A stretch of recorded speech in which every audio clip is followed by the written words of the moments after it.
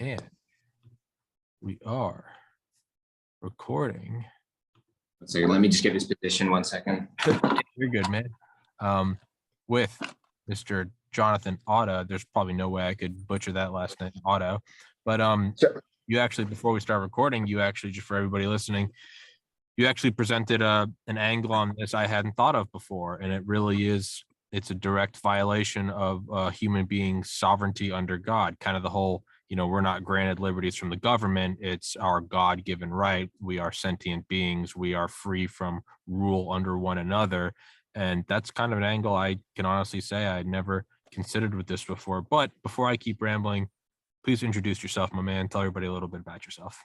Sure. So Jonathon Otto, and I'm privileged to be here with you, Tommy. I am certainly a lover of humanity, and my background has been in humanitarianism. I have worked since the age of about 17 across in different countries from Africa to Asia, and really cared about developing world issues because it relates to human suffering. And so the Australian government awarded me as Young Citizen of the Year and International Ambassador of the Year for my contributions, and recognizing those contributions to humanity, irrespective of any communication I had with them. So it was noticed. And now I think it's just an interesting situation that we're in, where I'm finding myself in a situation where, in order to help people and make sure that we're not in a state of suffering and either physical poverty or poverty of health or suffering, that people understand what's going on so they can navigate. And so my background as an investigative journalist, I would cover these issues developing countries. I then became very acutely interested in health subjects because I could see how much people were suffering. And then I delved into all the things that people can do to have like abundant health and overcome. So over the past 5 years, I've just on my own platforms had a few million people register for my films, tens of millions of people watch my films, and we have been leaders in the natural health space, and that's my mission, to end suffering. So to go from there, what is your take on it, as this is kind of an affront to our individual liberties, is not to cast them aside, but not even like the Nuremberg Code or the Constitution or whatever, or Geneva Conventions, but kind of more of a religious aspect, because you said that you do have a great understanding of sort of like religious history and religions of the world.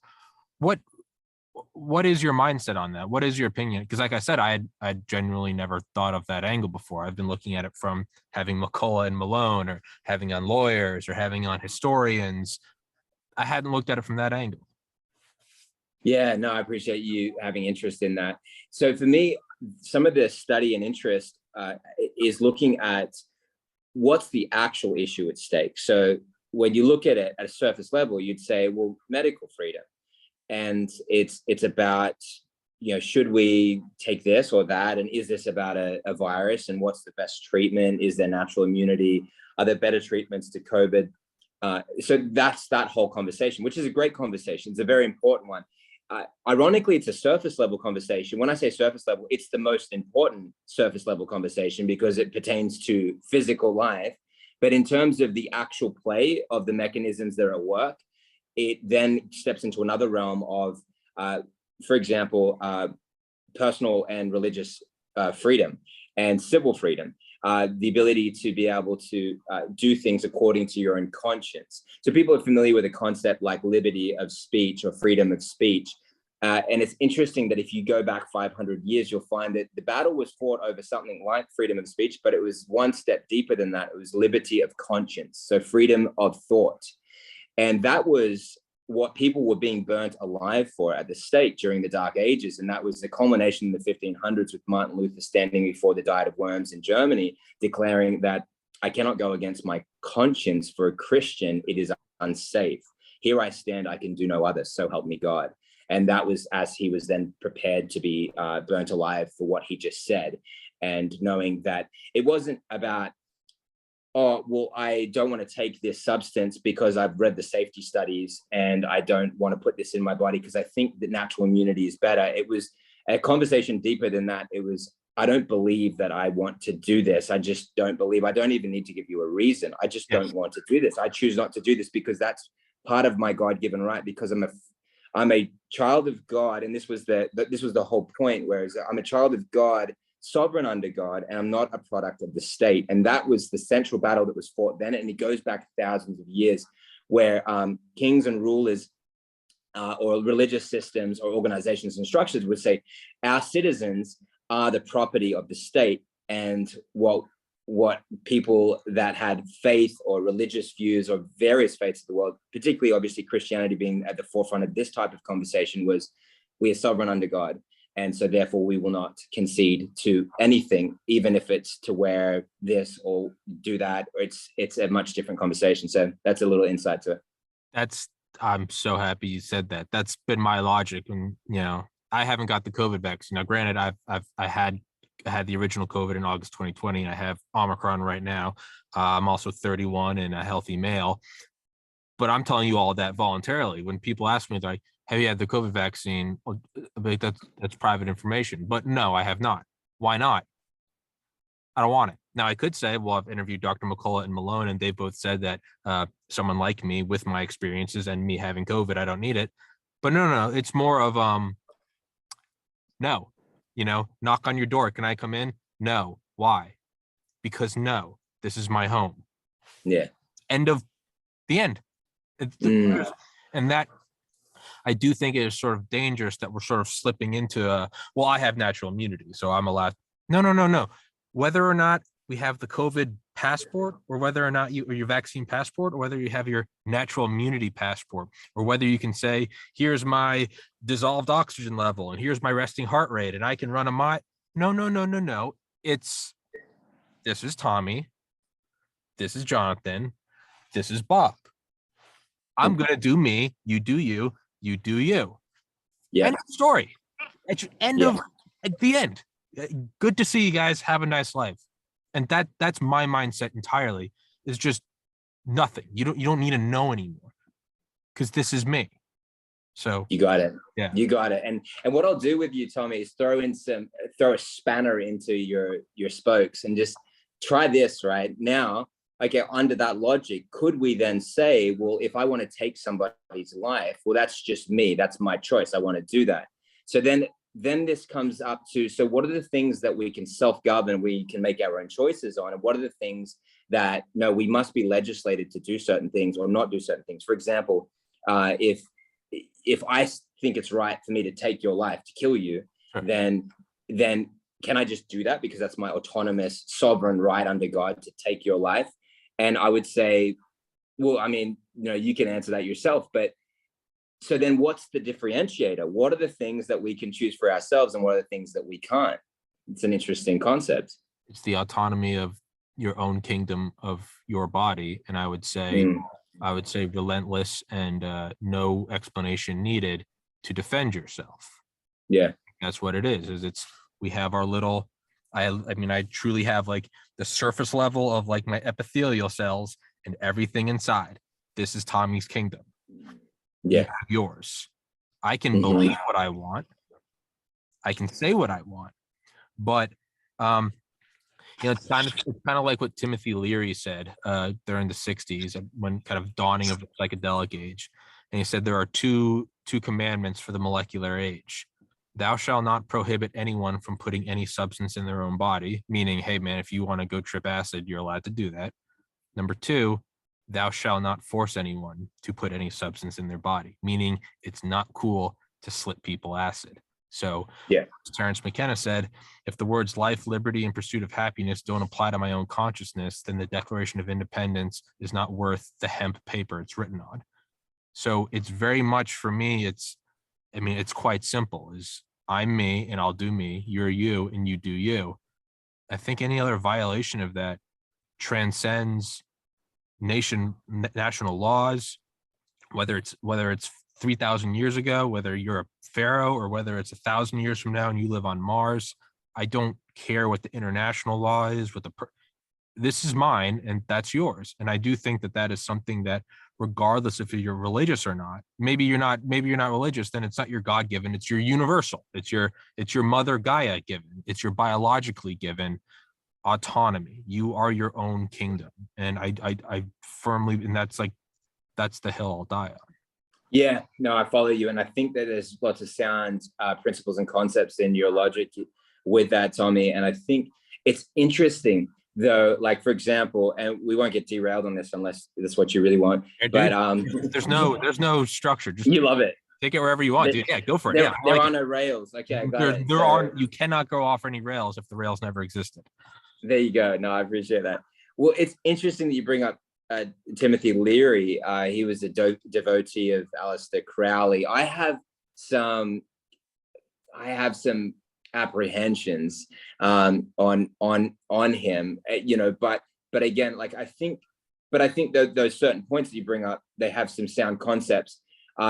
Crowley's point of do what thou wilt, that shall be the whole of the law, has been said to be the fabric of pop culture, the underpinnings of how basically he was able to erode 70 years of it. Well, in 70 years, the Judeo-Christian values were like basically completely eroded. And I think it's actually led to this situation that we're in, because when you create a society that's purely channeled based off their wants and their passions, which is to do what thou want, do what thou wilt, that shall be the whole of the law, is to completely follow your unbridled passions versus to do what is good for the benefit of others, and that will also be good for you. And do what is good for you. It's like, for example, delight in me and I will give you the desires of your heart. Where that Bible verse, the word desire means D is from, and then sire, the Father. So from the Father, it's basically saying there's a higher truth and absolute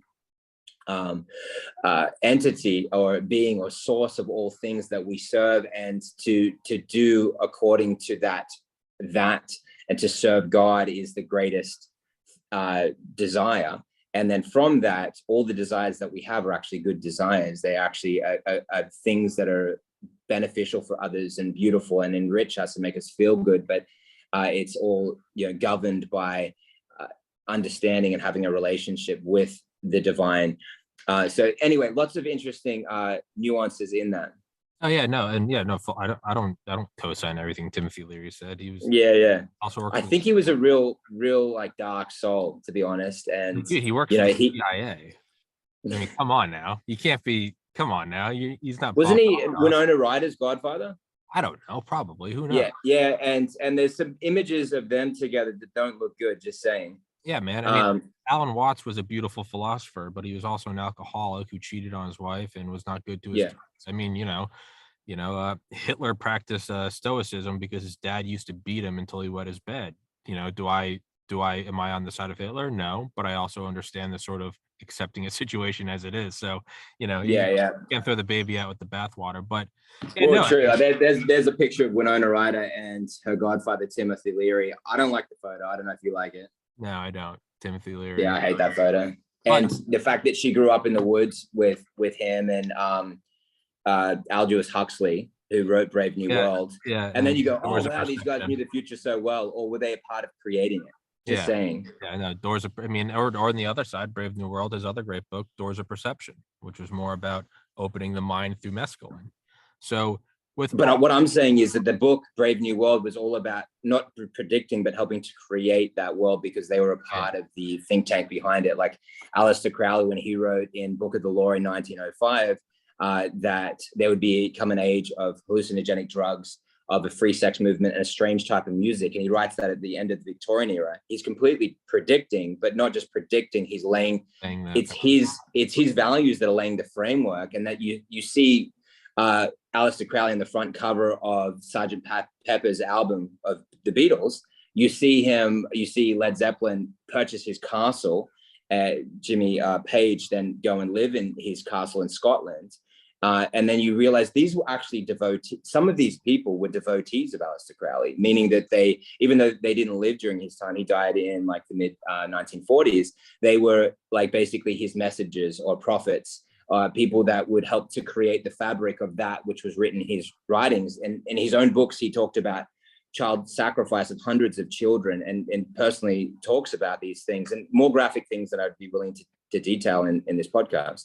Yeah, I don't care. We can go for it. Yeah, no. I just don't want to say it. I don't want to darken people's minds. I just choose not to. But that's enough, right? You see what I mean? I've interviewed people from Win This Fight and Safe House Project who actively work against the trafficking of child sex slaves and their torture and rape. We've gotten pretty dark on this podcast. It's fine, but to kind of what you're saying, do what thou wilt, versus doing what is good. Let's just play devil's advocate. You could argue do what thou wilt also means I'll protect myself at all costs. And whether you're going to come into my house with a gun or whether you're going to come up to me with a syringe and say you're taking this concoction that we won't declassify for 75 years, I'll defend myself. Which thankfully got pushed back with Aaron Siri. So but I mean, even you got the point. Yeah, I mean, same thing with, I don't agree with him at all. Like Anton LaVey, like I become like the beast in the field. Like none of these things are things I prescribe to. Yeah. But whether we're talking about personal autonomy or for the greater good, to me, it all comes down to we always like to champion. When I mean more so kind of current culture. We like to champion the minority groups, right? The comically called like the oppression Olympics. Like, all right, well, you're black, but you're Muslim and you're in a wheelchair, but you're in a wheelchair and you're trans. And it's like, we try to find these minorities that become untouchable. And to me, there is, and this isn't my thought, but I'm just plagiarizing it, is there is no greater, or there is no more unique minority than the individual, not just in a special snowflake sense, but I mean, literally genomically, you have a unique genetic code with mutations seen in it, never before seen in human history. You, Jonathon Otto, me, Tommy Carrigan, Dr. McCullough, Joe Biden, Donald Trump. We are the ultimate minority. Each of us is the most unique minority that there's never been one before. So to me, regardless of the mode of justification, talking about, the purity of our desires or do what thou wilt, to me, it's very much so you are you. And whether that's from God or from biological evolution or anything, that is a sanctity that no one can take from you. And then you could get into, all right, well, what if Jonathon Otto tries to kill Tommy and then Tommy kills him? Was that justified? Because now I have taken that's a whole, I guess you can go on a whole rabbit hole of that. But to me, it does come down to our very freedom to choose what we are. So when, again, to use this example, when people say, I don't need the vaccine passport, I have natural immunity. No, what that is you're still submitting. You're still providing. Oh, that's a good point. Yeah, you're still providing permission to participate in society. No. Wow. None. I'm really glad you brought that up. That is fascinating. It's a good point. And this is why the religious liberty concept is so powerful. And there's a couple of things that people should be aware of. One of them is that you could look it up. The Roman Catholic saint of pandemics happens to be called Saint Corona, whose remains are in northern Italy.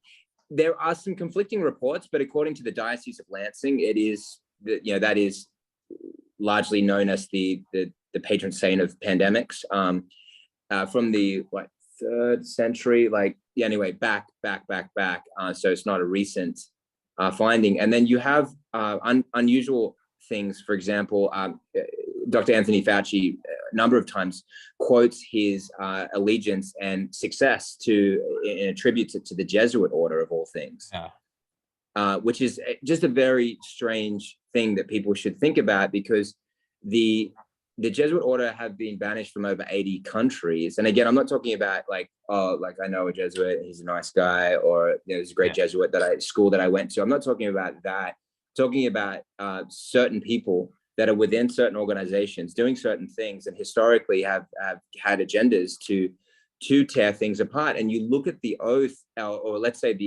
some of the manifesto, it's very much a very communistic surrender of all personal property. The Illuminati of Bavaria, for example, founded by Adam Weishaupt, he was an ex-Jesuit, but there's no really such thing as an ex-Jesuit, because it is you read the oath from early 1500s, it says that I will be strangled, flailed, be torn in pieces if I break this oath. So you can't be an ex-Jesuit if you understand the process that the people signed into in those days. Again, I can't vouch for what happens today. I've not been in these societies. So I think there's some major concerns that people should be aware of, because if you look at who it was that was the Counter-Reformation, so you look at the liberty of conscience that was being put forward by Martin Luther, and others. So we're here predecessors. This is a very important point that people need to understand. People have no idea that the reason why the Dark Ages was called that, because the Bible was restricted from people. If you had one in your home, you'd be burnt alive in front of your house. This time lasted between the years 1538 AD up to 1798 AD, when Napoleon's General Berthier put the Pope Innocent the Pius VI in jail. And so that whole 1260 years from the time of it really kind of dates back to the 300s, when Constantine signed in the Jewish Judeo-Christians, and that began this kind of world empire that was very, very dark and very bloodthirsty in the scheme of how everything played out. Between 50 and 150 million murders in the name of God during that time. And then when you look at in the 1500s, when this huge split comes off, where the Protestant reformers like Luther and Calvin and Melanchthon, they stand up before these councils, many of them paying for their stand with their blood, being burnt at the stake. So not even just like a quick death, very horrifying outcomes, but their conscience and their bravery was so strong. It's something that we need to borrow from when you think about it. Like, I want that kind of guts. Like, I want that kind of courage. When people are like, yeah, I just got the shot, and yeah, I just kind of felt like I had to. I wanted to travel. Yeah. Exactly. I just didn't like getting kicked out of the restaurant. It's like, it's just because when you think about it, we're lacking something. We're all lacking something. We haven't got some of this fortitude, and it did, like, it did come from their love for God. They had an affinity and a steadfastness to their principles that brought them joy and strength and courage. And so I would argue that what they had wasn't actually even natural. I believe that it was supernatural. The kind of courage that it takes. We all think that if we were put at gunpoint, we'd all like confess whatever we believe. We wouldn't kind of compromise what we stand for. But how do you know that you wouldn't? You just don't really know. And so, like, that's where I say, God, take over, because I don't want to trust in myself. You look at stories in the Bible, like people like Peter, who said, I will go with you into prison and to judgment, and I would die for you. And then Jesus said, sorrowfully, yeah. Sorry, not sorry. And so, exactly. But if Peter had have said, I'm so, my propensity to deny you and to be in fear and to desire, it was the shame of what was going on that he was concerned about, not the death itself. He was afraid of what it was to be mocked for Christ. That was really the issue. When you look at the mockery that goes on, a lot of people, it's not that they're afraid of their lives. They don't want to be outcast. They don't want to be looked down poorly upon. That was what Peter was actually afraid of. It's a very deep value for him. It's deep value for most of us. And it was a deeper value for him than his love for Christ at that time. And so this was the war that went on. And if he had have said something more to the effect of, I'm so weak, I need help, I'm not naturally strong in this area, God, help me, Jesus, help me. It's a much different approach, because then you're welcoming and you're not trying to conceal and puff yourself up. And then you're asking for help. And that's the position that all people should be taking. And I was just going to, and I'll let you. Yeah. Oh, man, I don't care. I didn't want to lose my thought from where I was at the 1500s of what had happened with, so this split comes, these guys stand, they have such a resolve, they know something, and they stand. And again, I think what was happening, that this was the foundations of, if you want to understand how the Constitution came to be, it was all because of religious freedom. It was all because of the Protestant Reformation. That's very important. That would never have happened had not the Protestant Reformation had happened. It provided the framework. There would not have been the freedom to even consider such a possibility, for starters, let alone the ideology of what was behind that, because it was, I will stand according to my conscience. And then when you look at it was all about protecting freedom. You say, because we talk about these things, but then look at how they were wrought out. Again, this was a manifestation. It goes back further than the 1500s, but it's certainly the most prominent example of this in the last 500 years. And then as a result, something called the Counter Reformation, also known as and then the name, the Society of Jesus or the Jesuits, they were formed by Ignatius Loyola. And their whole purpose was to infiltrate and take over everything. And they would typically know a lot of different languages, and their tactic was subversion. And so this is the reason why many people believe it was their organization that was the head of other organizations like the Freemasons, or took over these types of things and then manifested through all these different types of things. And so like, it's not a shock to me that the liberty of conscience issue is the biggest forefront issue still. It's the one that's going to become more prominent. And there was a recent movie that came out that I think really illustrated this, and shockingly well, which is very telling, that really, it was The Tomorrow War, and it combines these themes of like forced vaccinations. I don't know if you saw it, but it combines these themes. It was Chris Pratt, so it's not a small movie. He's probably like top few famous actors in the world or whatever. And it's a future war that's fought at the end of next year, the end of 2023, a future war 30 years in the future. But they go and they're using guns to shoot down these aliens. But of course, their guns are no match. But thankfully, he's a scientist, so he learns that he can inject them, which is great. Obviously, like, isn't it great to have storylines where people are getting vaccinated, or whatever you want to call it, injected with something that kills these aliens, sterilizes the women so they can't have babies. So they're injecting them to sterilize the women, and then they're killing the babies when they're born with with all these things that they're doing. And then they start to detail how exactly they're going to take about this takedown of the aliens when they can do it. And they say this, every 6 days, I quote word for word, every 6 days, the white spikes, known as these villainous, loathsome alien creatures, whatever they are, every 6 days, the white spikes crawl back into their nests. We call it the Sabbath, their day of rest. That's when we insert troops. That's when we invade. Now, this movie, religious freedom, and that's how we usher in global tyranny. Yes, because now you've combined themes of like takedown, vaccinations, injections, with something that pertains to purely the conscience of the day that you worship, the God, the way that you see God, the way that you have that. It's so dark when you think about, why did this get in the storyline? Who was willing to risk the future and the success of this film, knowing that it would, and it should have been considered anti-Semitic? I'm not Jewish, but I do have an affinity with the Sabbath. I think it's a beautiful thing. I think having a day where you have a connection with God is one of the most powerful things. It has saved me from going mentally insane when I've felt like my workload is just having that boundary where I will not do any work on that day, the seventh day, right? So this was, anyway, so like this, they risked that, because you look historically, guess which day the Jews got attacked on? Their feast days and their Sabbaths. So why would they just do that? It's, man, I know I said I got to go at 5. Are you good to talk over past 5? Yeah. Fucking blast, man. I'm gonna. I had another guest that I scheduled this morning. I think I'm gonna tell him I got to kick back an hour. Sorry, bro. No, man. That's cool.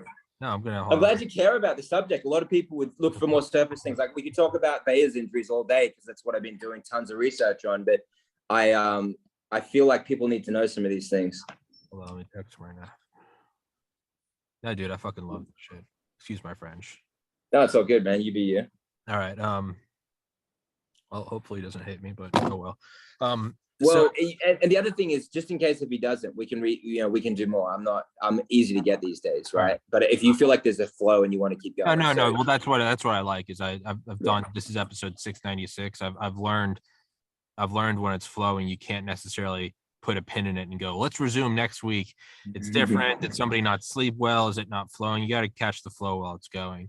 But that's cool. It does seem like that, right? Because I always think of, like, you introduce hell in order to sell someone on purgatory. So it's like, we introduce 1984, the boot on the neck. It will be, stamping on the face forever.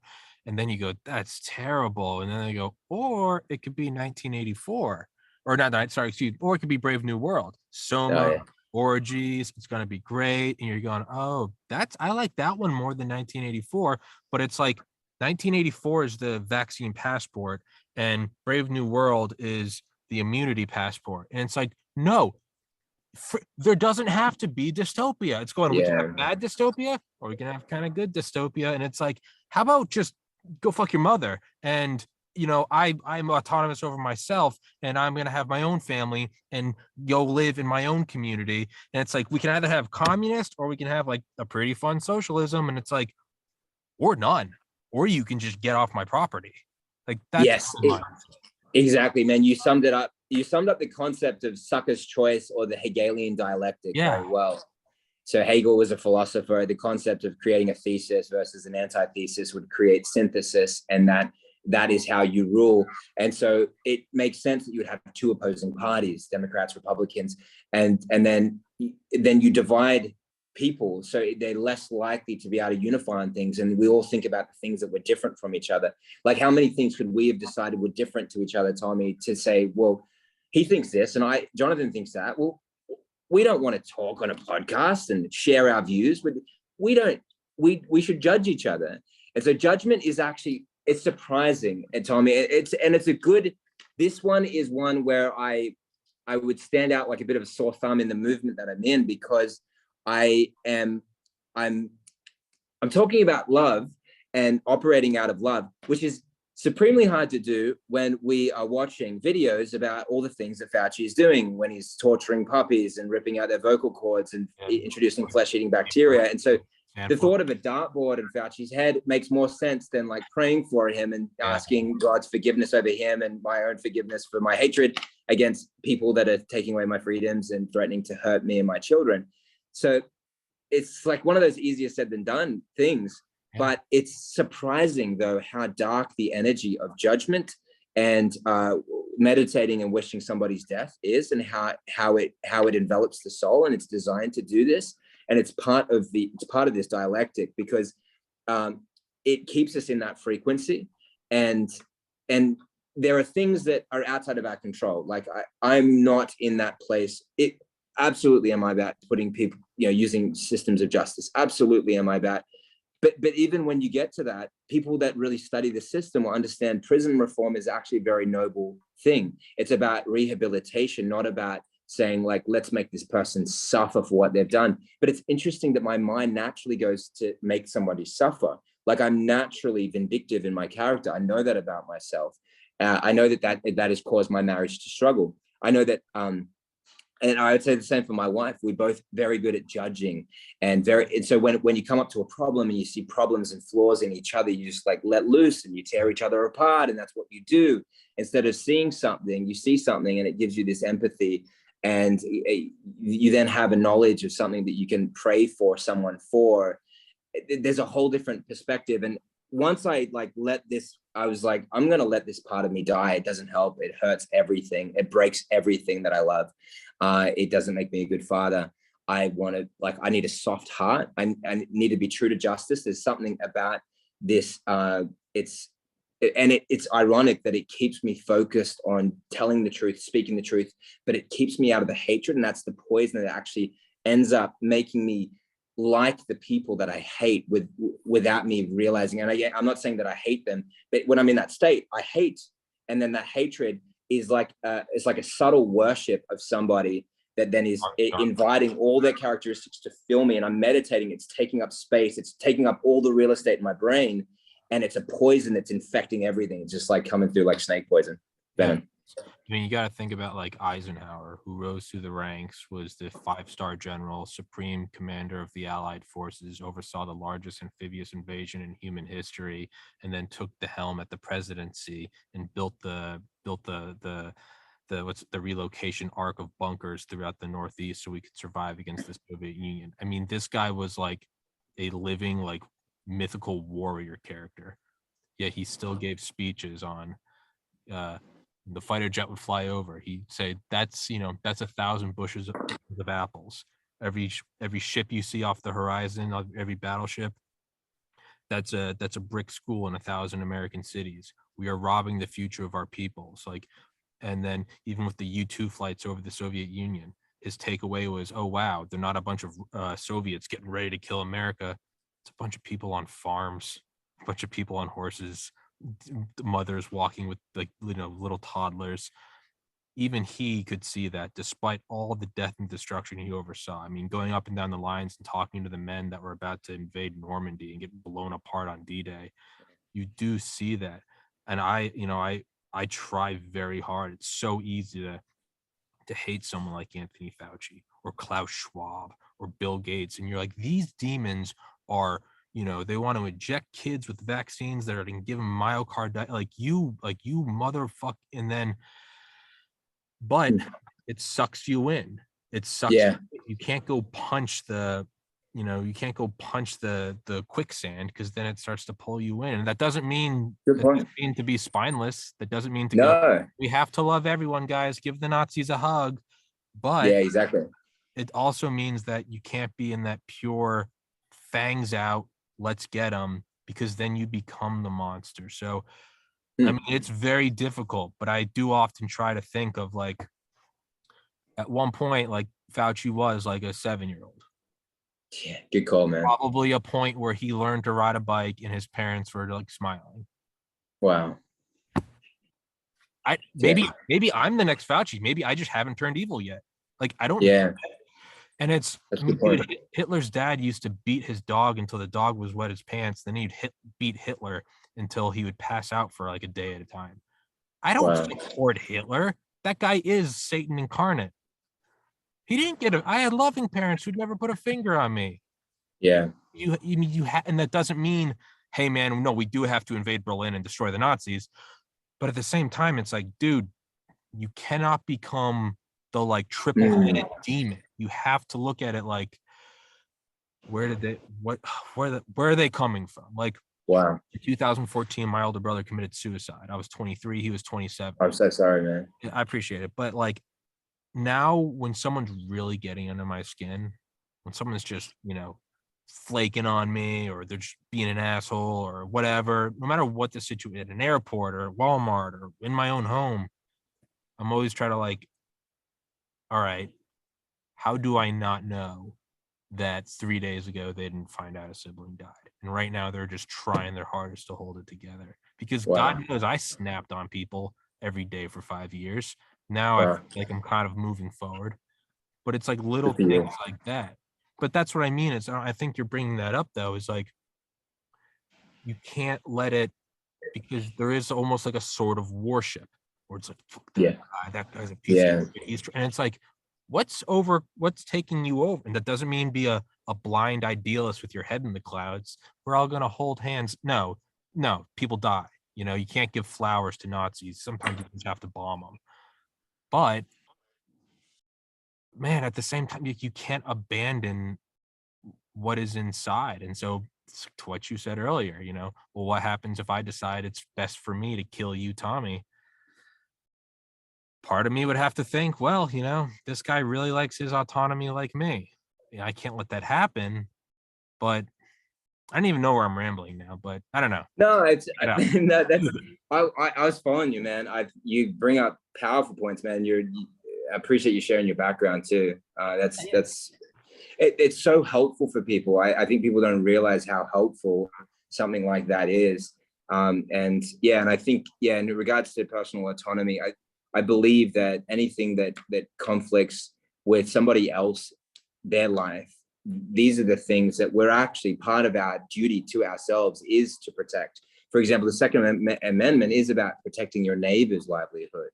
And so I'm breaking that when I think that by harming you and being an aggressor to you, I'm breaking my own autonomy, because my own autonomy tells me that you are my brother, and you are my own flesh and blood. And how would I take that when I'm a part of you, you are a part of me, and I'm not willing to raise my hand against you.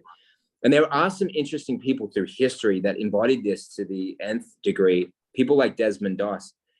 So my wife got to meet him before he died, and my father was a chaperone for him for a week at like a Christian camp meeting, and he was the conscientious objector that the movie Hacksaw Ridge was made about, Mel Gibson's film. And the movie actually was a very light representation of the true heroism of Doss. It actually underplayed it. Mel Gibson thought that if he had have told the story as truthfully as it happened, that people wouldn't believe it. And like certain scenes, for example, when Doss gave up his place in a stretcher after stepping on the grenade, he didn't kick it away from himself. He stepped on it to try to protect others. And then when he was getting taken away, he gave his position up for another person that he felt was more wounded than him. And then he was sniped through the shoulder, and then he made a splint and carried himself back with a rifle. So that was the only time he used a gun. And he rescued 75 men. A lot of those people being at least a couple of handfuls or so of those being Japanese soldiers. And so his understanding of humanity was so profound. It touches me to the deepest level. There's something that he knew that for me was so beautiful. And it's that he saw himself as a part of a body of humanity. And he saw that his own life was no more valuable than somebody else's, including the Japanese soldiers who were working at that moment in time to take his own life. He was above all of it. And for me, I see that as like, oh, that's what God is like, right? And so naturally, and so then what's happening is you're seeing the impress of somebody that was seeking that. And when you look at it, he made some delays to the troops and saying, look, I want to pray before we go. And then it got to the point where the soldiers like, we don't leave until Doss prays.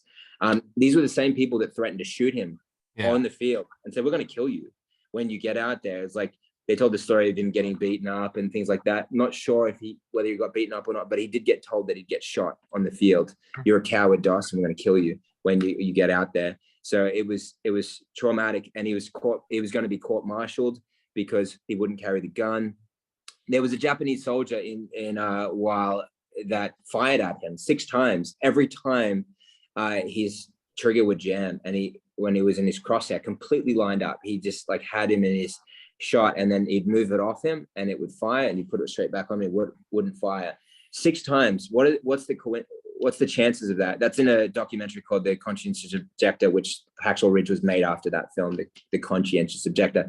So that's the kind of thing that I believe that we all need right now, because the amount, like the forces that are like against us are so big and so massive. Like I'm not, even if I wanted to go take them down with guns in hand and guns ablaze, it would be a death mission. And I have children to take care of. Yeah. But it's interesting, in courage, I actually stand, and this is the reason why I personally am not armed, even though I believe in the Second Amendment. So I believe in people's right to choose whether they should arm themselves or not, right? So I believe in the importance of people's ability to choose that, but I choose not to because of these things, because I believe God is my protection.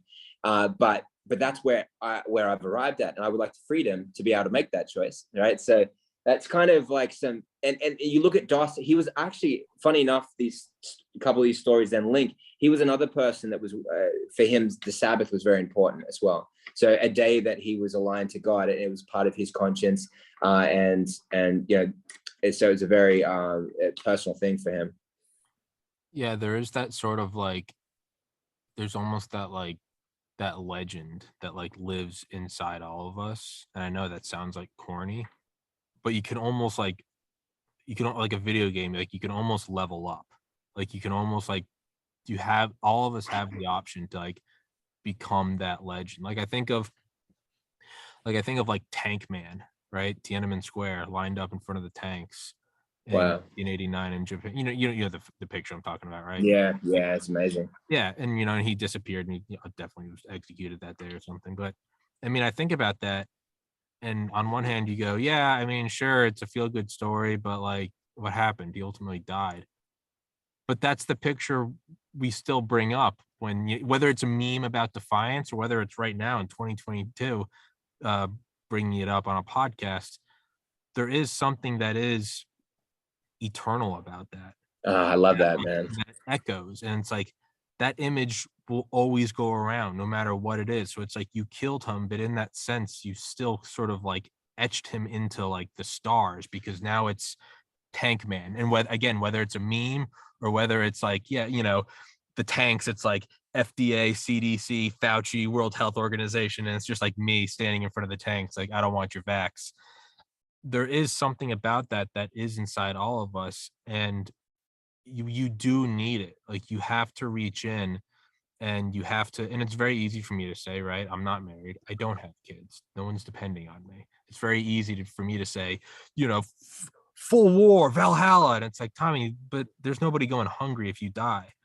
But I do think if you look at it that way, like, be that person, be that like badass that echoes through history, and not in an egotistical sense, even though we all are. That's a good point. We are all, we all have struggled with that. We can all say we're all egotistical, but Yeah. at the same time, man, like, what are these things we lean back on? Like, we look at Joseph Lister introducing the idea of like sanitizing surgical instruments, and he was ridiculed his whole life. But now you look back on that and you go, that guy was made fun of until he was vindicated. Or you look back at like a Galileo or like a Bruno, and you go, or a Copernicus, and some of them killed. But those are the examples everyone else at that time, you don't remember any of their names, maybe a king here, a saint there, but these are the names that you lean back on. And 500 years later, when you go, hey, they're, the name of like, there can be heavier than air human flight. We can walk on the moon. The things you point back to are, you mock the old world. You go, the world is flat, right? Yeah, no, burn them at the stake because the sun revolves around us. There are these points you can look back to. And ironically enough, they're really the only names you do remember are the guys that just went double middle fingers up and they're like, I know what I stand for. I know what this is. And those are the only names that make it. Everything else is uttered in like a mocking jest. Remember when they put leeches on themselves to bleed out the sickness? No, that's what it is. So like, you can achieve this almost sort of like immortality. And ironically enough, the only ones that do it are the ones that are being true to themselves. Like, that's the only ticket to actually, like, whether or not you believe in even God, is like just to be remembered, are the ones that just said, nah, screw it. I'm going to do me. I'm going to be true to me. Like, you're going to have to kill me. There's something beautiful about that. We all know it. In 1,000 years, we won't be saying Hitler as much. We'll be saying as much as we say Genghis Khan. It'll slowly fade. The ones you do remember are the Buddhas, are the Christs, are the Gandhis, are the Mother Teresa's. Those are the ones that sort of ripple through history. And it's all about being true to yourself. How many 425,000 US soldiers died in World War II, and that's not to make light of any of them. We're talking about the one that wouldn't fight. Yeah, true. Like, what the hell? Like, yeah, it's like not talking about Tom Brady, talking about like the player that wouldn't play or something. I don't know where I'm going with this now. That's epic. I like that. That's very interesting. Isn't that something? And it was all because of love. It was all because they did something purely motivated out of love. He did not want to harm his brother, purely out of love. They thought at the time, the soldiers, the reason why you watch the documentary, you watch them just weeping at the sites when they go back to Okinawa, they go back to that escarpment, and they're holding each other's hands, embracing each other. And they said, like, we were the ones that threatened us. We were the ones that didn't believe him. We thought that he was a coward, and we thought that he was doing all this for show. And then when we saw him out there and we saw him just run into oncoming fire, and we saw him, like, the love that he had, and that nothing was too much, he would give up his life in a second for us. When we saw that, that changed us. And like, and then they talked about, like, I didn't want to come here to roast human beings. When one of the guys that was a flamethrower guy is like, this, what's happening? And you start to realize, man, like, we get played against each other so much, and nobody wants to be in these situations and do these things in their heart of hearts when they're whole, when they're in that place. And so you see that. And then coming to like a historical figure, you look at Napoleon when he was dying on the island that he was on. What was it? That was the battle. No, it was the island. I think it was St. Augustine. No, but he spoke about Waterloo was the battle. Yeah, no. What was that island? He was St. Helena. Yeah, St. Helena. So yeah, when he was languishing on St. Helena, where they didn't want to make him into a martyr, and so he's exiled there to die on the islands. He has this really fascinating statement where he says, so Caesar, we said Julius, right? So Julius, Alexander, and myself have commanded by the force of arms. I'm paraphrasing, and and commanded like millions. But today, as I stand here dying on this island, no one would die for me. Yet Jesus Christ, through the power of love, won his followers to his side. So through the power of love, so not by the threat of arms, but by the power of love, won by a desire of the heart. So it was actually an interest of the heart's desire, like I want to know more. So and any kind of religion that has the threat of arms or the threat of God over your life, like I will make you love me. If you do not serve me, you will die. You will burn. You will suffer.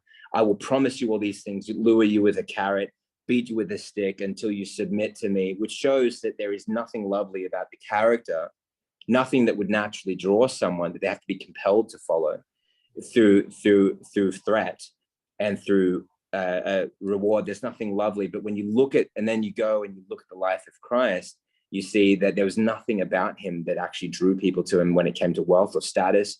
It was all character. It was only character. You look at, that's the true drawing factor. And he says, yet Jesus Christ, through the power of love, millions would die for him today. He said, millions would die for Christ today. And this is what he said on the island as he was dying, sitting there alone, saying, there is nothing to what I've done with my whole life. There is nothing to all these kingdoms that have now come and gone. There's no value in them because there is no love in them. And at the end of the day, we would die sad, lonely people, which is exactly what Crowley had happened to him on his deathbed. And the journalist or the recorder of his last words were, I'm deeply perplexed. And I'm deeply perplexed. He would repeat this and then boom, he fell to the ground, doof, he was out. He died sad and alone after such a allegedly monumental, journey of, and for people who know who he is, I mean, he was a correspondent to the CIA. He was a correspondent to the Dalai Lama at the time. He was a correspondent to Winston Churchill. Anyway, so you would say that he lived a rich life and, did a lot of dark things, obviously, as well as the things I mentioned, which had a lot of darkness attached to them. But what I'm saying is it doesn't matter how high you climb the ladder in the dark side or in fame and popularity. Even this movement has a lot of fame and popularity where, the revolutionaries of the time stand, and there's something to be praised in that for people. And yet you realize like none of this gets remembered unless it's motivated by love. And to me, it only matters what God sees, because that's the eternal aspect, where it's the reason why you think about it. Why does the Bible say when you give, don't let your right hand or your left hand know what your right hand is doing? Which means don't worry about being seen by people, because then you play to the true audiences where you look at your Father's approving eye, where you're standing alone with God and you feel so loved and you're like, I did this all for you, God. I didn't do it for everyone else. I did it for you. And then God says, well, then thank you, because that motivation is so pure. If I do it for others and the praise of others, when I say I do it for the good of others, but if I do it for the praise of others, then I am holden to their views of me. And so if you like it when I do this and you don't like it when I do this, or whatever, then I'm just going to do this. But what if you need, anyway, I'm no, 100, that makes sense. Yeah. So I'm playing to the audience, which causes me then to betray you at the end. I need to play to the greatest audience, which is God. That's my call. Yeah. And it's kind of like a catch-22 to even like admit this, but if you or anyone listening, if you've ever done like an act of charity in the complete absence of anyone except for the person like receiving it, and never said a word, never told anyone about it, didn't tell your girlfriend about it, it's the best feeling in the world. Bro, I'm glad you brought that up. That's cool. That's cool. Fucking feeling in the world. And like, I kind of just like negated it because now I'm implying that I've done it, and now I'm telling people listening to this podcast. So now it's like voiding it. But like, well, we can placate it by just saying, well, maybe you just get, water to flower or something like that. It might have been something very heroic, but we're not going to even say. That's the point. That's the thing, is like you do something like that, and then when you do it, there is like a little bit of like a narcissistic like dick in you. It's like, look at me fucking doing this selfless charity, and it's like, shut up. But like, yeah, exactly. You do something, and you're like, that was cool, and then you're almost kind of like, oh, I did that. You're like, I'm capable of that. And it's an incredible thing. And you think about like ironically, like the guys that originally were like, we're gonna kill you, Doss, And then towards the end, it was like, we'll kill anyone that comes near you. If another American comes near you, we'll kill you.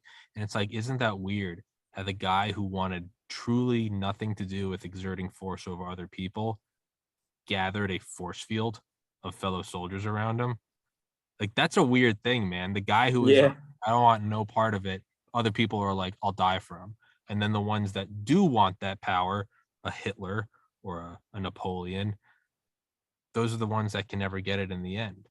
It's this weird. Oh, true. That's a good point. Isn't that weird though? Like, that's weird. Weird. They went back into enemy fire to get his Bible. That's what I mean. Yeah, exactly. That's what I mean. To get his Bible. It wasn't like, a person. It was a Bible. Like, I wouldn't do not that. Even a person. Not even. I wouldn't do. No, fuck that. I would do it for. I would hope I would do it for a fellow soldier. I wouldn't do it for a Bible. I'd be like, I'll buy you another one. What are we doing here? But like, yeah, exactly. That was the. They had events where like there was 40 men in both squadrons. They both went A and B. They both went in the same areas. One comes back, only 4 soldiers return, and they're injured, or at least some of them are injured.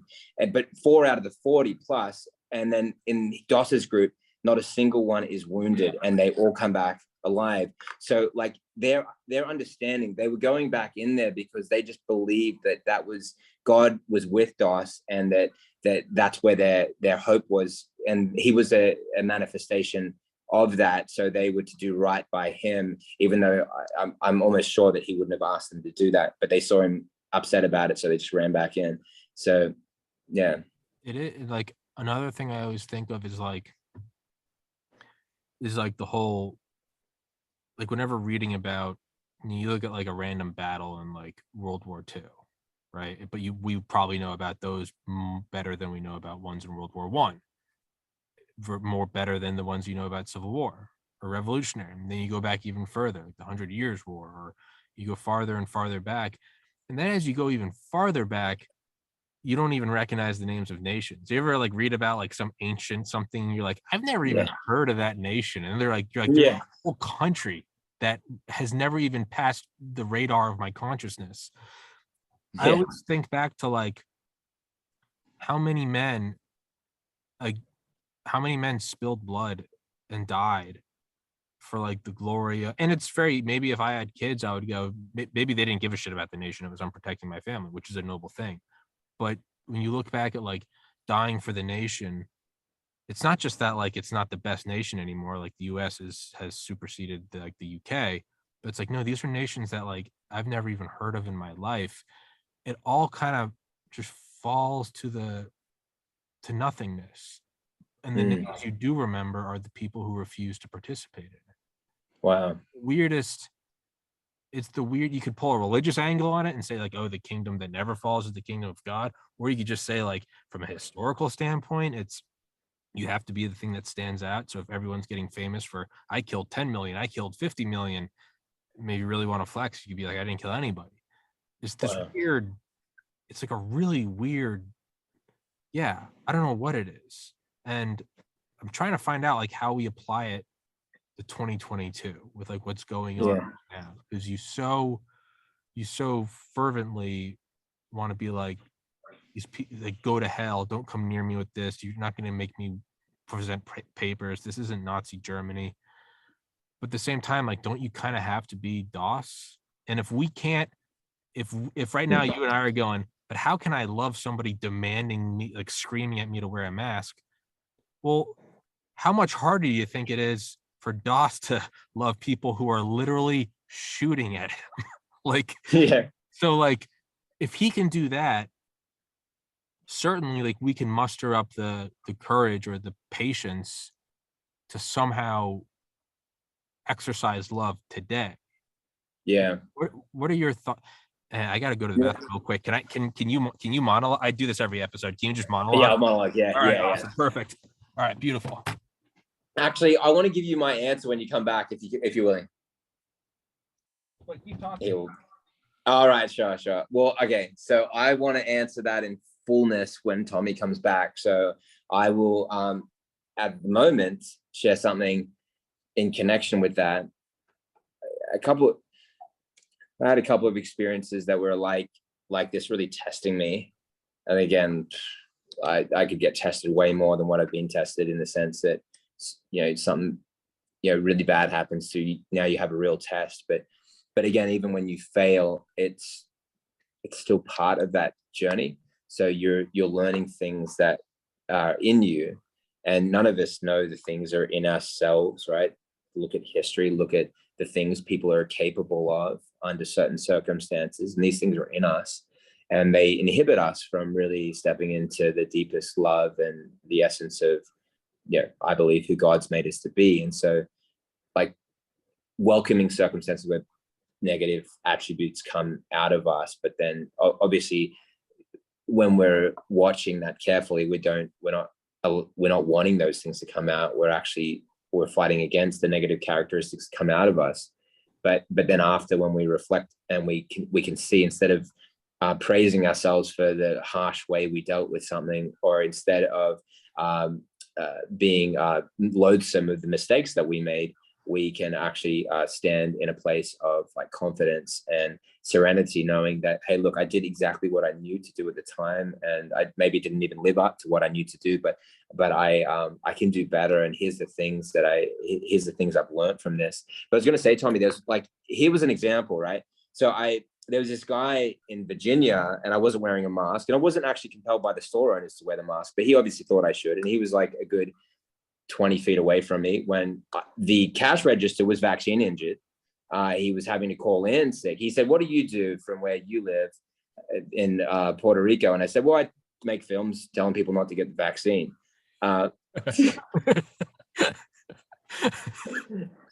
And like, I just sometimes cut to the point because I just care about people and their outcome. And I'm like basically dangling a little piece of bait. And then he says, well, okay, so his answer was sad. I'm feeling really sick after getting my booster. I'm having to call in sick today. I just can't handle it. And I said, well, look, you need to know some of the data. There are things that you can do. There's protocols you can do. And I was starting to explain to him. And again, it was a pretty short process. I mean, you're hearing it from me. Because this guy didn't know he was there, I showed him VAERS data. I said, like, you have to consider this data. When a vaccine adverse event reporting system at that point in time, 21,000 deaths, I was showing him, look, here's the deaths reported, over 1 million injuries.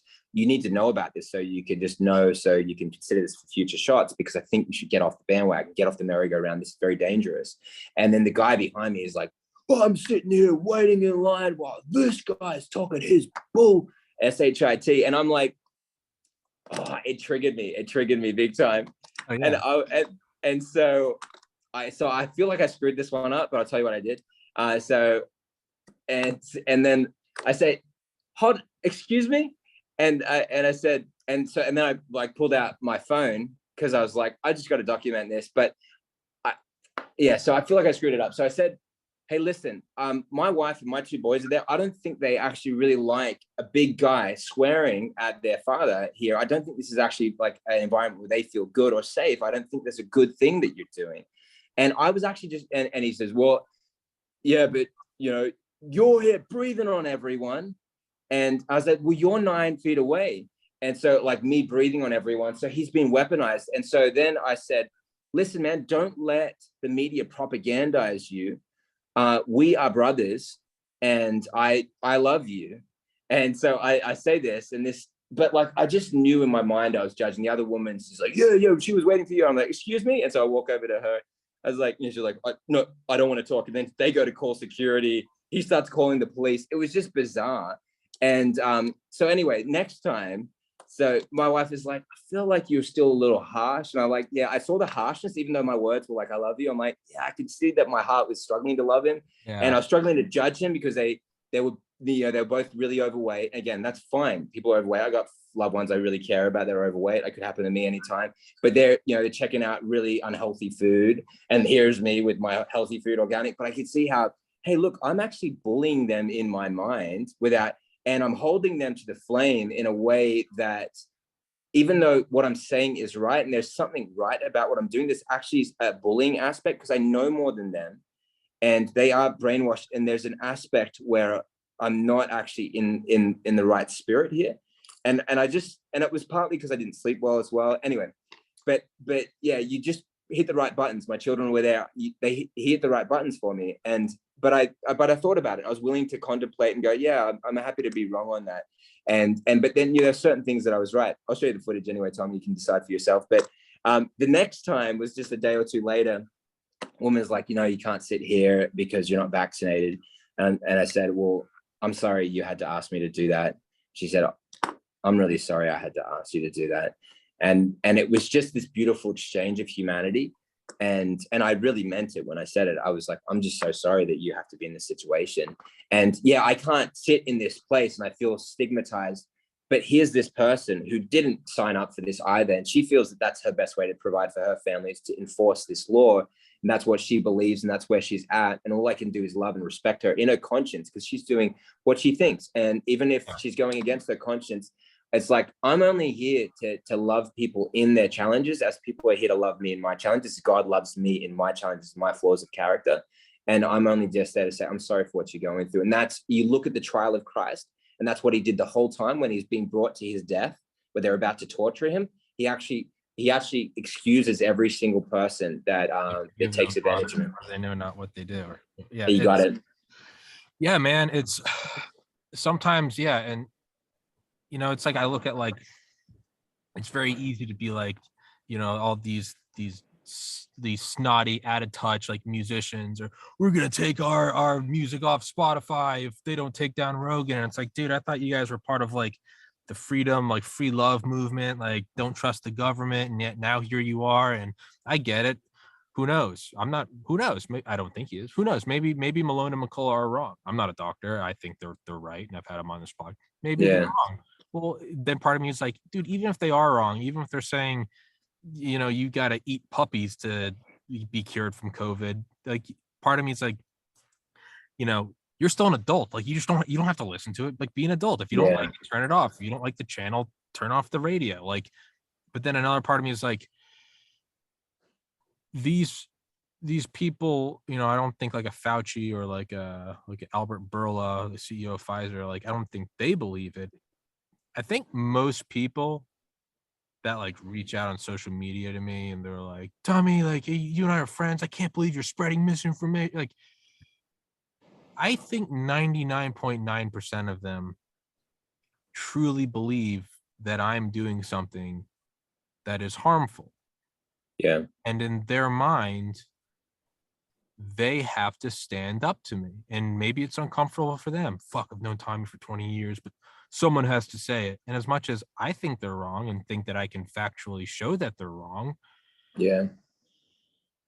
if they are truly, if they think they're doing the right thing, like, can I really flip out? Like, short of them, like, laying a finger on me, short of them coming into my home, if they start coming into my home with like a syringe, well, now it's war.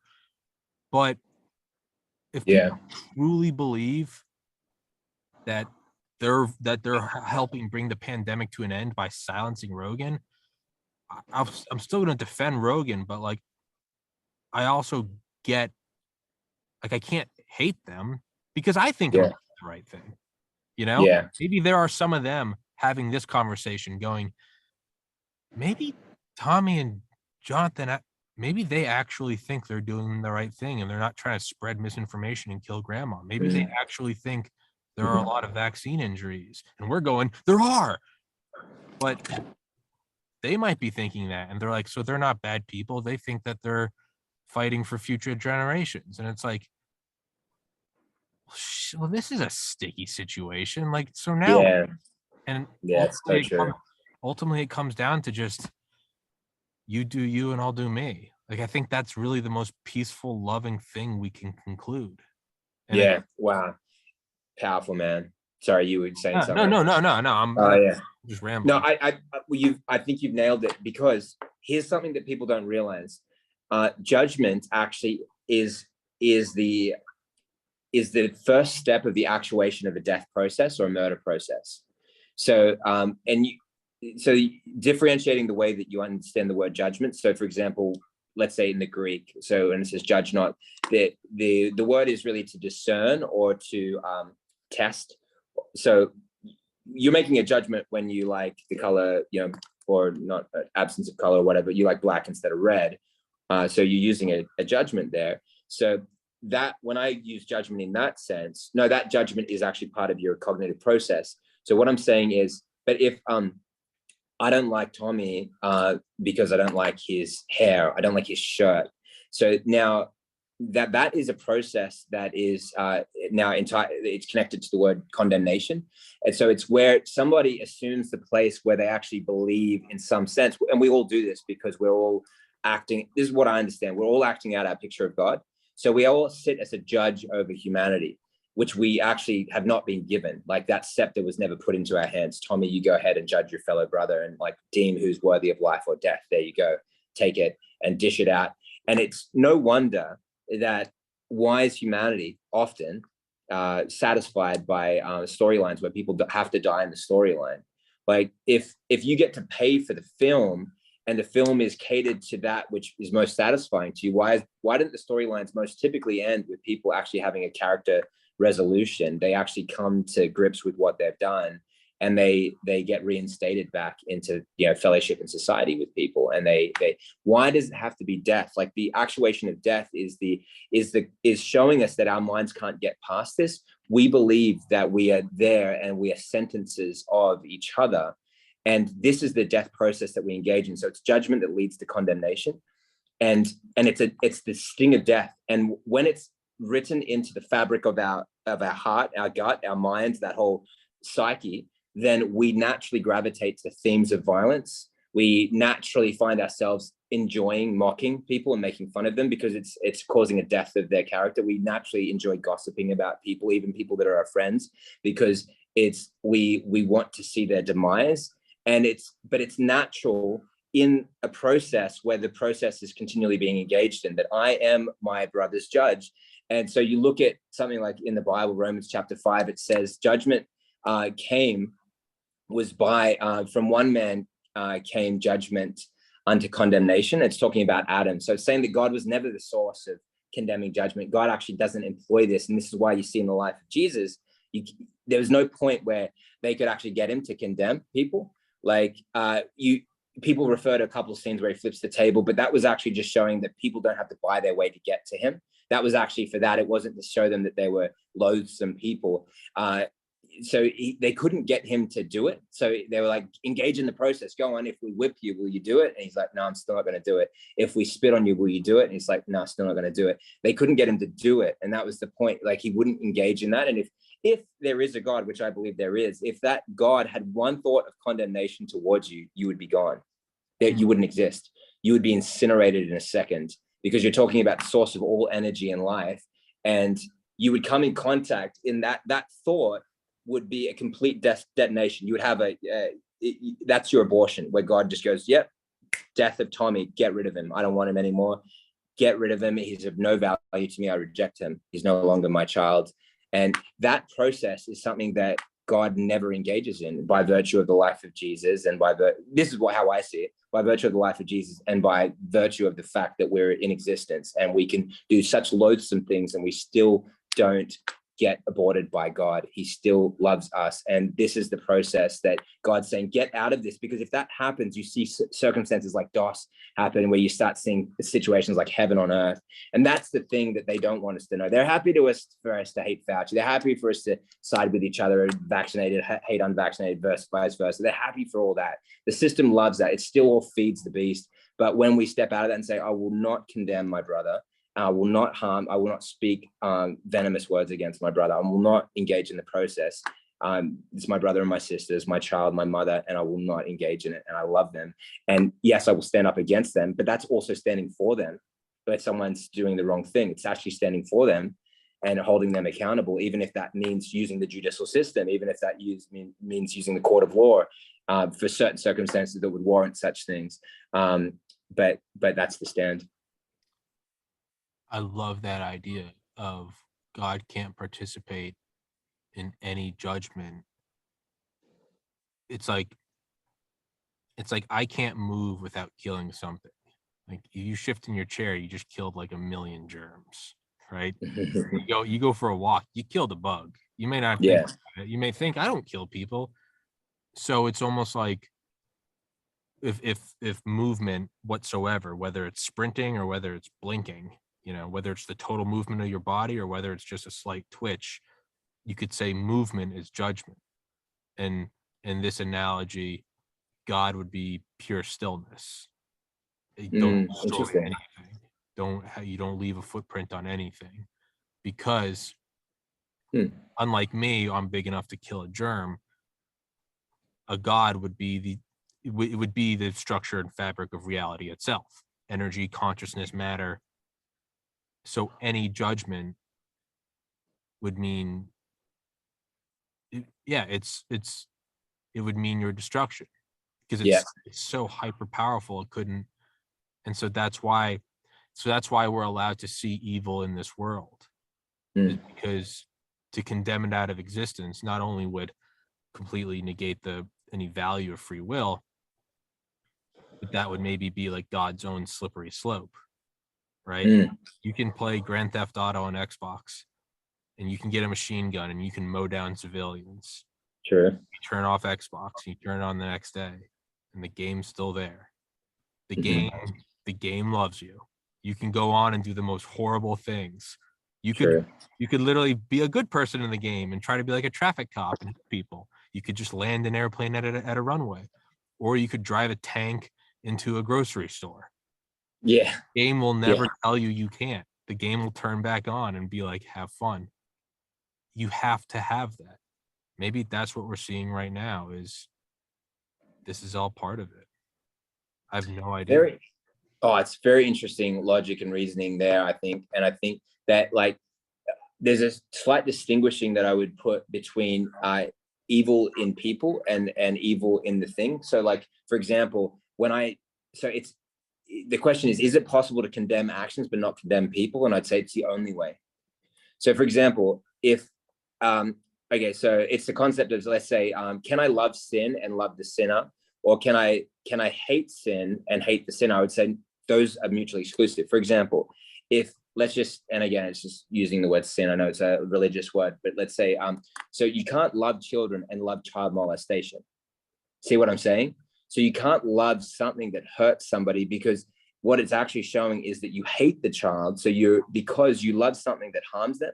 So the only way to love the child, these laws of mutual exclusion, is to hate the sin, hate child molestation. So they're equally measured in respect to each other. The same thing in the adverse way to say it. And this is the reason why people often misunderstand the Bible, because it's saying things that are the adverse of something. So my deep love and treasure of you is I hate the things that hurt you.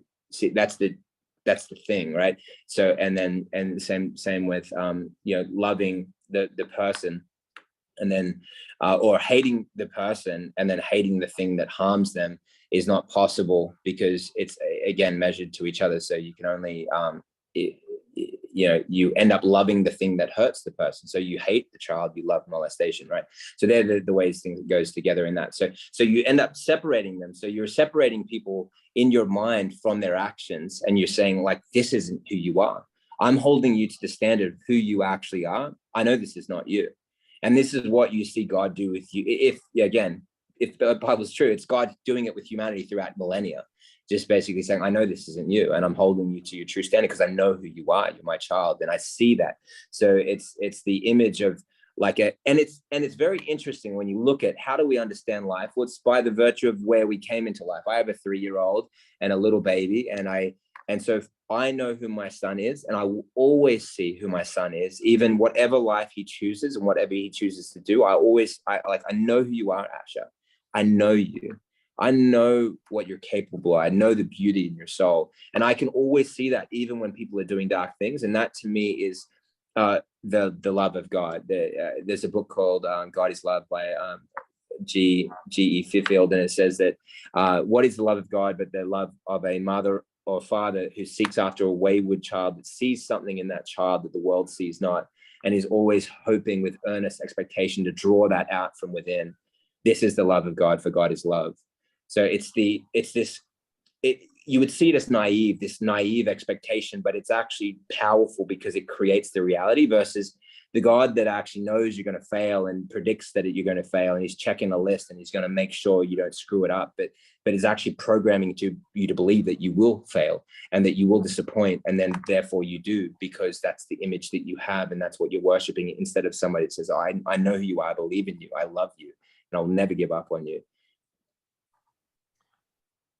Side note, you cool to do like 15 more minutes and then we'll wrap it up? Yeah. All right. Yeah.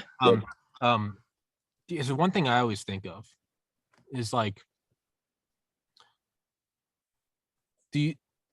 so I think like if God truly is all powerful, and I do believe God is, that would mean God would open with welcome arms an Adolf Hitler, a Jeffrey Dahmer, a Jeffrey Epstein, whoever, a Stalin, yeah. right? Yeah. No matter what they did. Yes. Yeah. No, you saw the hesitation. I do believe it. Yeah, I do believe it. But no, I actually 100% believe it. It's no longer become hard for me. Well, it is. It's obscene, but incredible. But it actually makes a lot of sense to me now that just because I receive you, does that mean that you receive yourself? And does that mean that you receive me and my invitation, my belief of you? So that's like the idea of, so maybe it's more like an updated version of like heaven and hell would be. It's like what Bill Hicks, the comedian, said. It's like there is no. Was that Alex Jones, by the way? Do you think, or not? Who? Bill Hicks. Bill Hicks. There would be no. He would go down as the greatest comedian in world history if he faked his death and became Alex Jones, who just parodies reality. They'd be the greatest. He would go down up there with, it'd be Gandhi, Buddha, Jesus, and it'd be like Bill Hicks, the patron saint of comedy. If you faked your death and became Alex Jones, I mean, I've actually thought about that. They went to the same high school. They had the same like main producer friends. Total coup, a coup of comedy. It would be the end. If he came out as Bill Hicks, dude. Bro, there's so many things. Like, I mean, if it's true that just faking being Alex Jones. Exactly. You know, you've seen all this stuff where he signs off as Bill Hicks. Says, I'm Bill Hicks. I'm Bill Hicks. Yeah. But anyway, for another time. I'm not saying I don't know. I'm just saying. I know. I've thought, like, I wish it was. Like, I think it. I'm like 50-50 on it. Maybe 60-40 in favor of it being true. I'm not 100% convinced he's not. But I think. Yeah, go ahead. Yeah. Bill Hicks said something about like, he's like what hell actually is. He's like, hell is not, hell's not a lake of fire where you're being punished. He said hell is separation from the eternal love of oneness that is God, and not in the Judeo-Christian or the Islamic or the Jewish or whatever. He was like, no, it's God, the God of everything, of all, pure love, ecstatic bliss and ecstasy and forgiveness. What hell is I think he explained it like God is sunlight. It's like a nice, beautiful, you walk outside and you like feel the hair stand up on your neck and it's just warm. It's not too hot. You're just like, oh, it's perfect. What hell is like right now I'm in an apartment with like the blinds closed and I have lights on. Like, this is hell because I'm separate from that warmth that is sun. I could theoretically, should I have food and water? I could theoretically stay in here for the rest of my life. Or as soon as this podcast is over, I could say, and I know it's getting dark now, but let's pretend it's still sunny. I could go, I want sun now. And I could walk right out the front door and I could be in sun. Or I could sit in here for the next 5 months. I could sit in here for the next 5 decades and just be like, it's cold, it's dark. At any given moment, whether in 5 seconds from now, screw this podcast, I'm out, or in 50 years, you can walk out of the shade into the sun. The sun never stopped shining. You chose just to not be there, which is fine. That's free will. That's part of your experience as a sentient being. But so like, yes, like maybe that is what's meant in like, if you ask forgiveness, it's not that you're getting permission. It's like saying, guys, can I come out in the sun? And everyone's going, Hitler, you're just sitting in your apartment, man. We never said you couldn't come out here.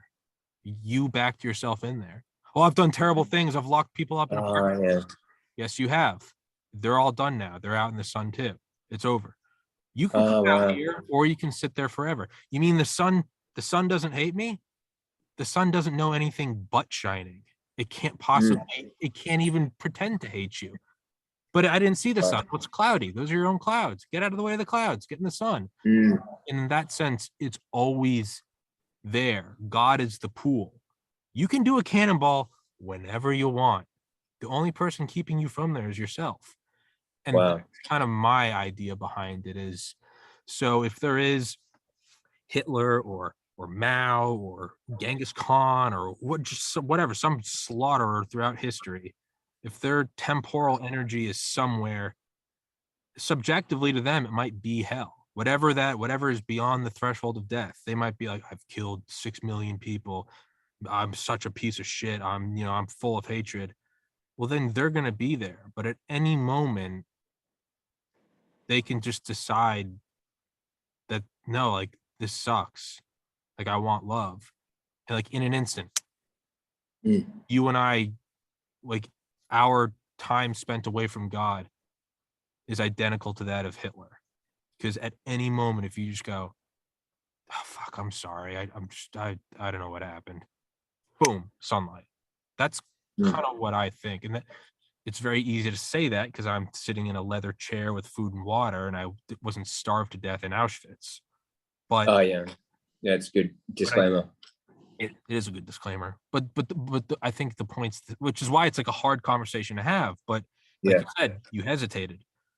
I think that because if a God wasn't able to forgive Hitler, well then that's not like an all-powerful God. That's a pretty powerful God. Oh yeah, it's a good point. Yeah, it's like a limitation. I love it. I think we need to push that boundary, and you end up pushing this relational boundary of saying, at what point do you stop loving your child, and at what point can you raise the knife to the throat and say, yeah, I'm gonna take this life? Is there any point where that love dries up so much that someone becomes valueless to you? And if it was your own child, how could you bring yourself to it, right? And so I would say absolutely not. You cannot not and be love at the same time. Those are mutually exclusive realities. And for me, what's surprising is the Bible, from Genesis to Revelation, to me, from my understanding, and some of this has become from me understanding the words in Greek and Hebrew, and some of it is just simply putting all together the verses on the subject, that there's not a single passage that teaches that God is violent in any context. Yeah. And people would say, what about this event? What about this event? I'd say, yeah, okay, did you understand what that actually said? And we'd go deeper. Like, let's say, well, what about the angel that was sent by God to kill the firstborn? It says it's the destroyer. So the destroyer, who does the Bible say the destroyer is? And it clearly reveals the destroyer is Satan, Revelation 9:11, which is an interesting verse, 9:11. It says Apollyon, which is the destroyer. And then Paul says that there were a bit of fiery serpents, they were destroyed of the destroyer. So the destroyer is actually Satan. But and then why does it say, well, he was sent of God? Well, did you look at what the word sent is in the Greek? The word is Nathan, which means to release. Meaning that somebody has chosen something, and then you you are pulling on that, and then God, and you say, this is what I really want. Give me what I want, which is why you see Moses appeal to Pharaoh and say, please let us go and do this, knowing that he could actually just take all the children of Israel, just walk out of there, look at the miracles that happened, if that's all true, which I believe it was. But instead he's actually appealing to him, saying, I don't want, and what he says is, let us go do this so plagues don't fall upon this place. And so it's these are all protection. So again, you see it in reverse. But when it comes to something like judgment, the way I understand it is that it's only forged in this life. And again, somebody could take the dice on what happens in the afterlife and whether they could make a choice that they didn't make during this life. To me, that's the most frightening thought, to actually live a corrupted life and then think that hopefully in the afterlife I'll go and make the choice I should have made in this life. No, thank you. So I'm too much of a pussy. Yeah, exactly.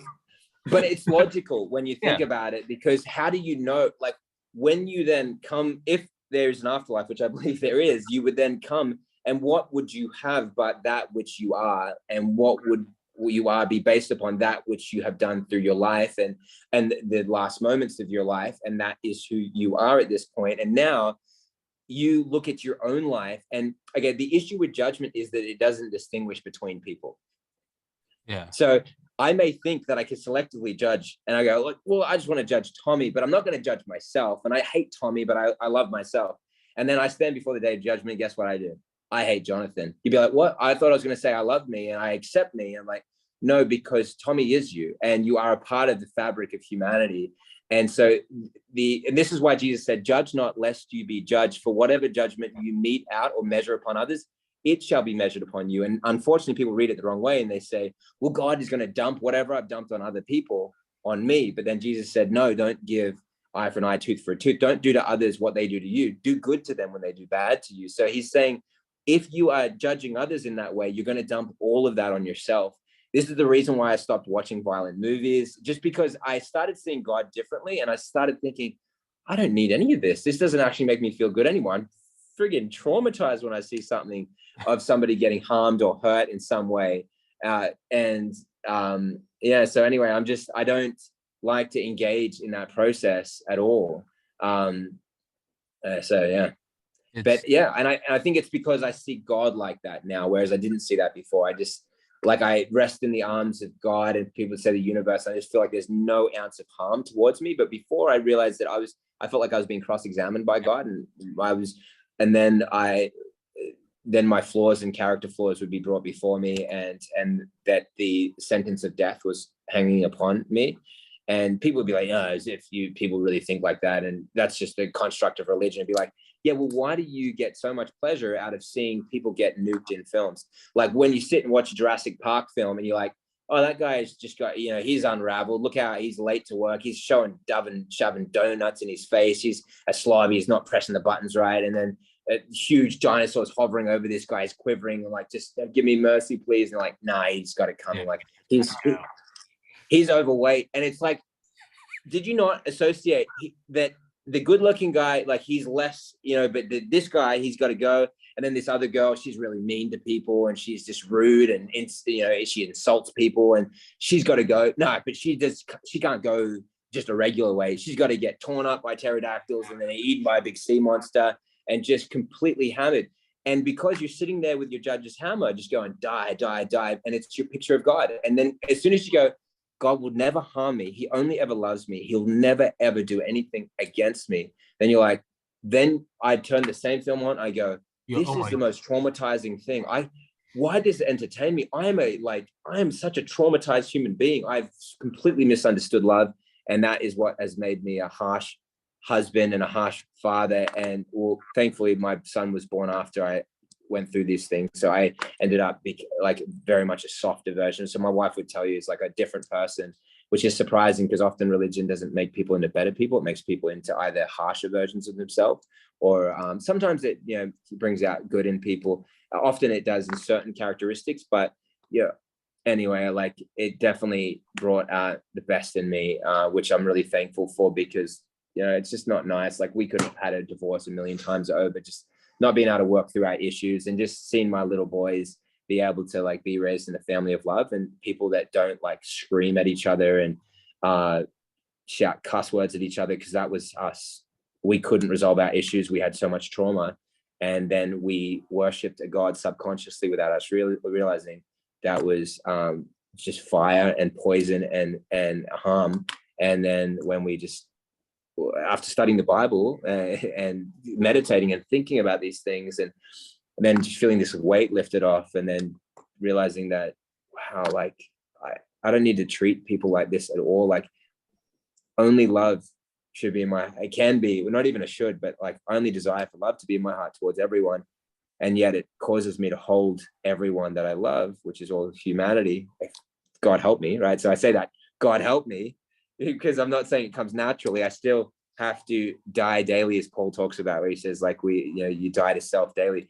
But that is what gives me like courage and gives me the passion, because then out of my love for people, I hold people to their highest self, and then means that I stand up against these mandates and I will fight tooth and nail But the way that I fight is in like the same way, I believe, hopefully in the example of Desmond Doss, we fight in love and we hold people to the highest possible standard, but we don't do it in a state of condemnation. We simply are standing up because we're not willing to judge these children as worthy of death. We don't say, oh, these children deserve to get injected with these poisons. Humanity needs to sacrifice. There's sometimes there has to be a culling of the population. The world's overpopulated. Someone must die. Someone must suffer. I don't believe any of that. That all comes from worshiping the wrong God. Think about it. Even the world, the belief that the earth is overpopulated comes directly from the belief that God wants to exterminate people. Yeah. Charles Darwin was a genocidist. He genocided the entire Tasmanian Aboriginal people. Hitler used Darwin's philosophies. He was a strong Darwinist and taught that Stalin was, Pol Pot's, the Khmer Rouge. They were all Darwinistic, survival of the fittest, eugenics operations that had their basis in that humanity was disposable. And so these were the kinds of concepts, but they link directly to an image of God.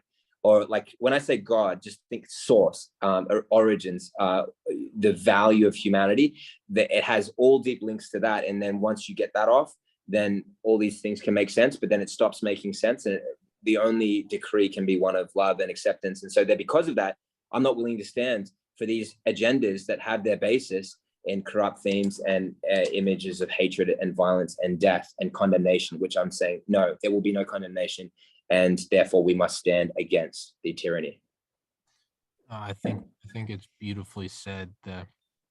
Again, with like the charity thing, I remember I used to think in like college, if I would go bring like ramen noodle to like a homeless shelter or something, I used to think like, oh, this is good karma. I'm like, good things are going to happen to me because of this. Or, you know, if I do mean things are going to happen to me because of this. But I remember having a realization in like 2016 or something. And I was like, oh, wait, the good karma is that instantaneous feeling you get when you go give food to a homeless shelter and you go, oh, I'm capable of love. Like it's not that it goes around, comes around. It's instantaneous. That is the reward. And when you're mean to someone, you don't go, oh, there's going to be some negative karma. No, it's like you said, you judge someone and you instantly realize you're capable of judgment and condemnation, which means it's already back on you. Oh no, if I die. And one last point I wanted to get to is when you said, yeah, we think we're gonna be good this whole life, and then once I get to the afterlife, then that's when I'm gonna be a good guy. That is like bad through your life and then good guy in the end. Yeah.